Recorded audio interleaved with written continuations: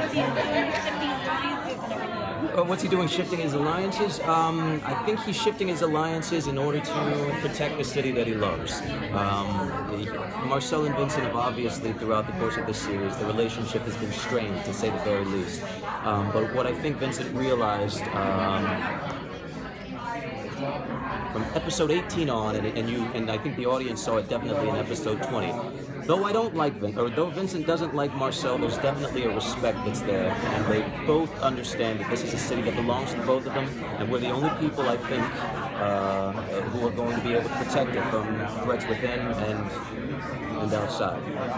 So, I mean, when you talk about shifting alliances, I think it's more of a realization that in order to protect what I actually love, I have to work with sometimes people that I don't.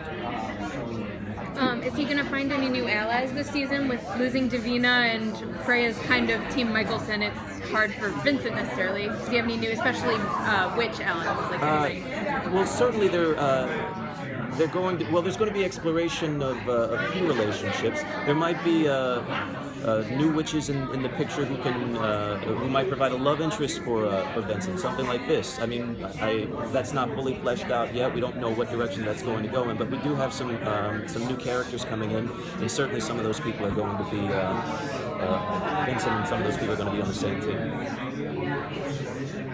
What can you tease for us about where this is going to go next season? What can I tease for you? I will say this. There was a question about who the big bad was going to be this year. And I will say, without giving anything away, that I feel like this big bad is going to be one of the most interesting that we've had in the series so far. Certainly when it was described to me by Mike, I was like, wow, this could be interesting. The other thing I can tease is, as Mike mentioned in the panel, he's using as inspiration sort of the short stories of Lovecraft. Is that the guy's name? Yeah, that's it, right? What do you do? Necronomicon? Is that his book? I don't even know. I don't know his short stories that well. But I do know Stephen King. And I am a fan of Stephen King. And that sort of like that spooky haunted house ghost story sort of thing is going to be underneath a lot of the story that we tell this season. So I'm excited by that, and I feel like it's going to translate well on screen, and our audience will hopefully appreciate it. He has a great for himself because he put himself in alliance with Marcel, and Klaus isn't going to tolerate that for very long. I can't.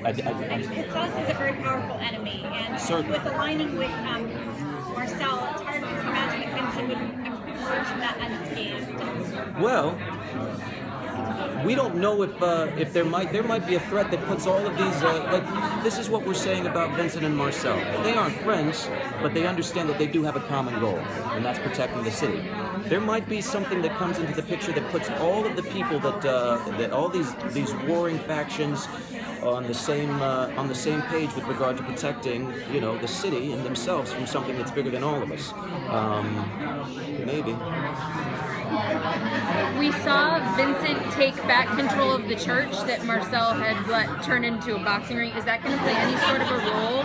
It was kind of a big thing at the end. So does the church play a role this season? Right. I mean, he took the church back from Marcel and he made it a community center, and that's what. I can't remember if we had the question here at this past table. We were talking about the rest of the supernatural community in New Orleans. I think it was at this last table I got this question, but he's held to his promise that he's going to make it a place where everybody is welcome, whether it's a human, whether it's a vampire, a witch, or a werewolf. Everybody's going to come together, and as long as you want to protect the city, hey man, we can party. We can do that together, and that's what that's what the church is in that regard. Yeah. So you'll see more of it. Yeah. You mentioned the big bad. Maybe you could just generally describe what kind of big bad? Maybe I could, but I don't think I should. Just stay tuned.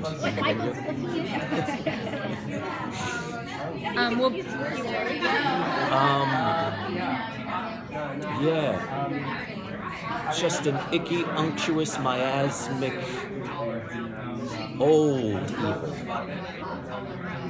Maybe. I don't know. That doesn't sound female. Never know. Miasmic, that's chthonic. That's the divine feminine evil. I mean, that could be, you never know. I have no idea. We know that Haley's going to be looking for a solution to bring back all of Michelson's. Is Vincent going to in any way play a role in helping? I certainly hope so. Well, I hope so only because I've not had a chance to work with Phoebe Tonkin. I think she's a tremendous talent, and it would just be nice in that regard just to be able to play against her in a scene. So, yeah, I have no idea, but fingers crossed, we'll see. What else is kind of going on with Vincent besides, helping out Marcel and doing the community center? What else is going on with him? Well, I mentioned there might be a love interest. That might be going on. What else? I don't know. There are a few things happening. I don't want to give too much away. You'll just have to wait and see. You're asking you want everything out of me. Who's the big bad? I can't tell you all these things. You want to get me fired. What do you mean? We would joke. Well, is he at all grieving with the loss of Kimmy as well? Oh, absolutely. Such a good friend.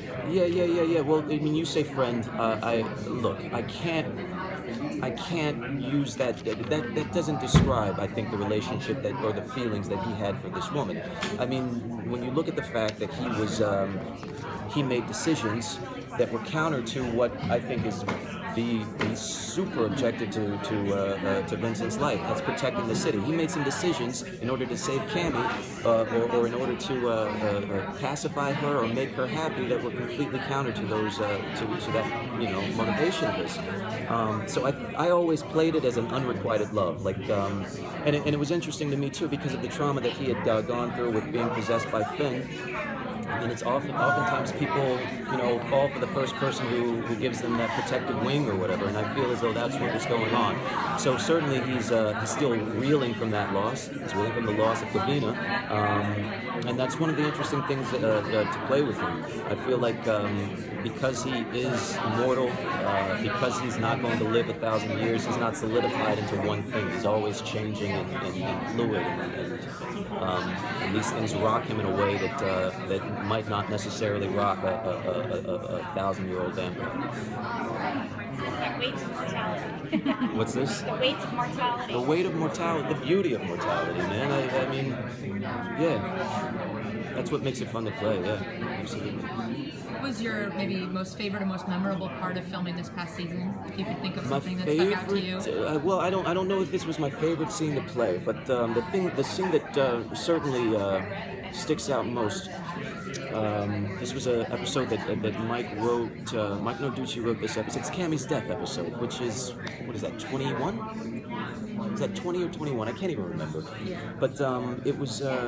We had a wonderful director, and her name escapes me at the moment. But she was just very patient, and but at the same time was able to draw out things and get to a place that I was, I'm my worst critic. I look at it and I would probably have problems with everything that I see. But when we shot it, I felt good about some of the things that we were doing, and though it was uncomfortable, those are the things that you sort of look for as an actor. Those things that push you outside of your comfort zone and force you to explore things that you might be afraid of in real life, and certainly things that are important in terms of telling a story. So yeah, that was a cool episode.